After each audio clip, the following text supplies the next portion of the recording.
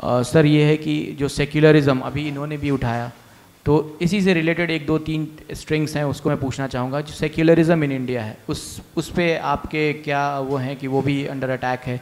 दूसरी चीज़ ये कि जो पॉलिटिक्स है, स्पेशली मैं बोलूँगा जो AIUDF एंड AIMM की पॉलिटिक्स है इंडिया में इस वक्त प्ले कर रही है, उसको आप किस नज़र से देखते हैं। और जो तीसरी इसी से जुड़ी बात है सर, कि जो सो कॉल्ड सेक्युलर पार्टीज़ जिसको हमने उनका तमगा दिया, या फिर जो सोशलिस्ट फैक्शन की पार्टीज़ थी इंडिया में, उन्होंने क्या मतलब बिट्रेयल किया जो स्पेशली मुस्लिम कम्युनिटीज़ हैं उनके साथ।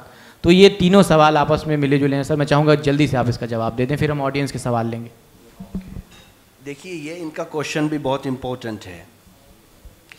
मैं इस क्वेश्चन को एड्रेस करने से पहले एक घटना का जिक्र कर देता हूँ। 2013 में मौलाना महमूद मदनी साहब ने एक स्टेटमेंट किया था, आपकी अदालत में भी किया था, रजा शर्मा जी के साथ में उनकी एक बातचीत थी। उन्होंने ये कहा था कि आप किसी से डरा करके हमारा वोट नहीं ले सकते। मैं सेकुलर पार्टियों के लिए कह रहा हूँ, ये आप किसी से डरा करके हमसे वोट नहीं ले सकते हैं। आप अगर वोट लेना चाहते हैं तो आप बताइए कि आज़ादी के 70 साल तक आपने क्या किया है मुसलमानों के लिए। इस देश में सेकुलरिज्म के नाम पर जितना मुसलमानों को ठगा गया है, शायद इतिहास में आपको कोई और कम्युनिटी नहीं मिलेगी।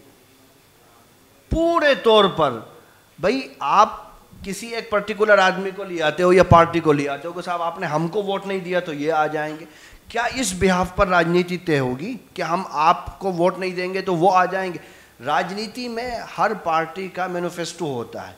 हर पार्टी ये बताती है कि मैंने पास्ट में क्या किया है समाज के लिए और मैं फ्यूचर में क्या करूंगी। घोषणा पत्र होता है, उस पर देश की जनता तय करती है कि ठीक है आपको वोट करना चाहिए या नहीं करना चाहिए।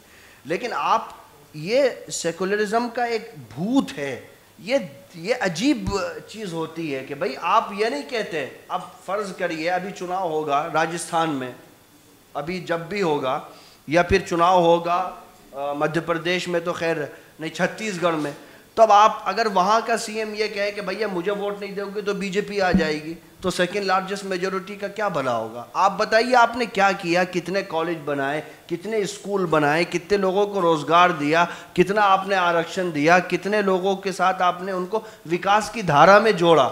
आप पर्टिकुलर पार्टी या फेस से अगर डराते रहेंगे तो आप कुछ नहीं कर सकते हैं।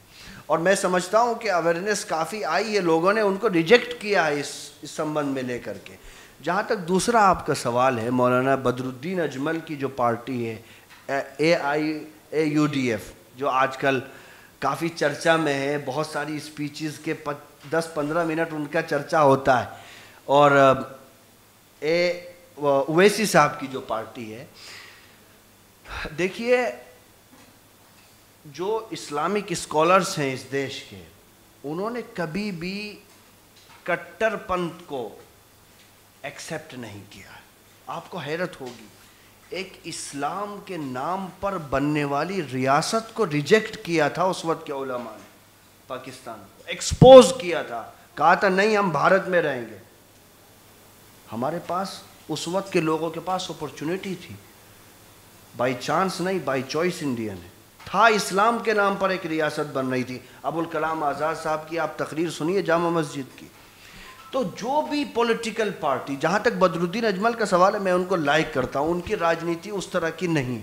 जो दूसरे साहब हैं उनको BJP की B टीम कहा जाता है, वो B टीम है या नहीं है उसके बारे में मुझे जानकारी नहीं है। लेकिन मैं इतना ज़रूर कहना चाहूँगा कि कोई भी पॉलिटिकल पार्टी अगर वो मुस्लिम कट्टरपंथी की बात करती है, हम उसका भी विरोध करेंगे। अगर कोई पॉलिटिकल पार्टी हिंदू कट्टरपंथी की बात करती है तो हम उसका भी विरोध